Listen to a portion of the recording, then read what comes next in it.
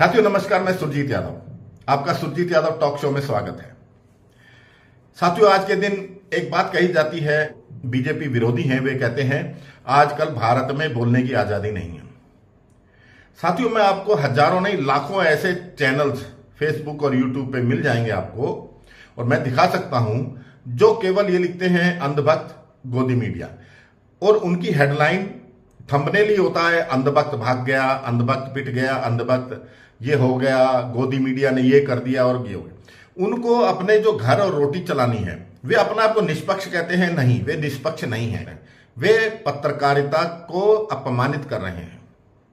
वे हमेशा ये कहते हैं कि गोदी मीडिया है, अपनी बात को सच्चा करने के लिए दूसरों को गोदी मीडिया ठहरा देते हैं। अधिकतर वे ये कहते हैं कि ये अंधभक्त है, और ये जो अंधभक्त और अंधभक्त के जो विरोधी हैं, इनमें समानता क्या है? ये जो अंधभक्त होता है, ये अंधभक्त क्या चीज होता है?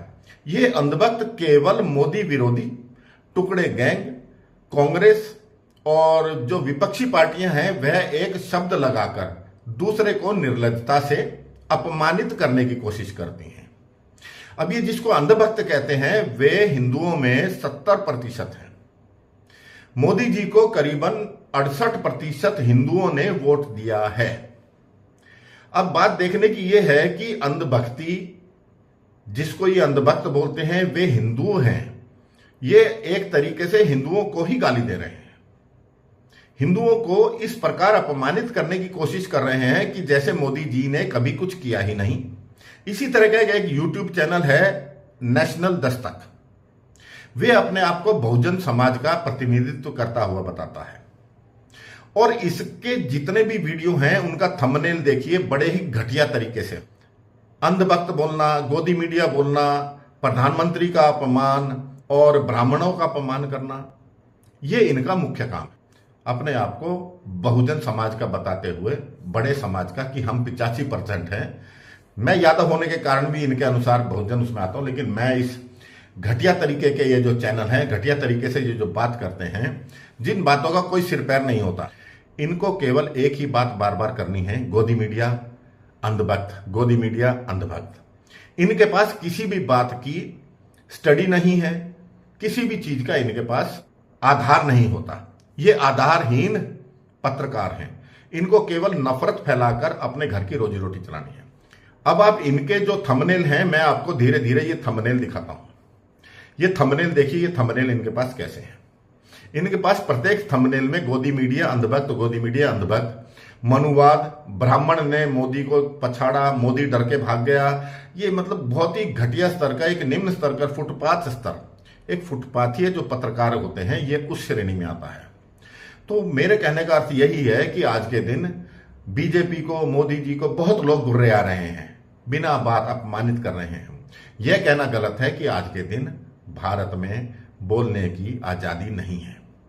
तो इस तरीके से साथियों हमारे यहां पे समाज में बहुत से विष फैलाने वाले टीवी चैनल्स हैं। मैं कहता हूं आप बोलिए, लेकिन कुछ सबूत तो दीजिए। इनके पास कोई सबूत नहीं होता, सिर्फ भ्रम फैलाना होता है। अब मैं किसी थंबनेल में, किसी में भी आपको ऐसा कुछ नहीं मिलेगा जिससे मैं किसी के खिलाफ कुछ बोल रहा हूं। यदि मैं किसी के खिलाफ कुछ बोलता हूं तो सबूत के साथ बोलता हूं। इनको तो बस मनुवाद, ब्राह्मणवाद, पिछड़े तबके को दुखी और पीड़ित दिखाना होता है, उनको ये अपने दर्शक बनाते हैं। हमारे भारत के हिंदू धर्म में अगर कोई जहर फैला रहा है तो ये नेशनल दस्तक और ये इस तरीके के जितने भी चैनल हैं, प्रज्ञा का पन्ना, ये भी एक बहुत बड़ी जहरीली पत्रकार है। तो आप देखिए और सोचिए कि ये क्या क्या लिखते हैं, और अब ये देखिए प्रज्ञा का पन्ना क्या क्या लिखती है और क्या क्या दर्शाती है। जिस प्रकार से प्रज्ञा का पन्ना इजराइल वॉर में इजराइल के पीछे पड़ गई, क्योंकि इसके जितने भी दर्शक हैं वे टुकड़े टुकड़े गैंग के जिहादी लोग, नफरत फैलाने वाले लोग हैं। और ये प्रत्येक इसके थंबनेल देखिए प्रज्ञा के पन्ने में, ये प्रज्ञा दीदी जो अपने थंबनेल लगा रही हैं, वे किस प्रकार के हैं। इससे आपको पता लग जाएगा कि ये एक तरफा रिपोर्टिंग, हिंदू विरोधी रिपोर्टिंग, भारत विरोधी रिपोर्टिंग, हिंदुओं को अपमानित करने की रिपोर्टिंग करी जाती है। और एक अरफा आलम शेरवानी, ये अरफा जिहादन क्या करती है कि इजराइल फिलिस्तीन या इजराइल हमास की वॉर को भी बीजेपी का प्रोपेगेंडा बताती है कि ये वहां पर गए हैं दिखाने के लिए। इसको ये दुख है कि वहां पर आप हमास की बुराइयों को क्यों दिखा रहे हैं? आप हमास की बुराइयों को क्यों दिखा रहे हैं? क्यों बदनाम कर रहे हैं हमास को? इस्लाम को क्यों बदनाम कर रहे हैं? अगर उन्हें छोटे बच्चों के पेट चीर दिए, कुछ कर दिया, तो वो गलत नहीं है। यह इस चीज के विरोधी है और ये कहती है ये जो चीजें दिखा रही हैं, हमास और इजराइल की जो लड़ाई दिखाई जा रही है, यह 2024 में मोदी जी के लिए जमीन तैयार कर रहे हैं। इस तरह का छोटे स्तर की पत्रकार है ये।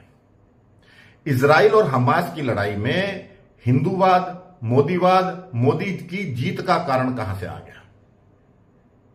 समझ में नहीं आता कि इनको कोई पत्रकार और कहता है और कोई इनका समर्थक कैसे हो सकता है।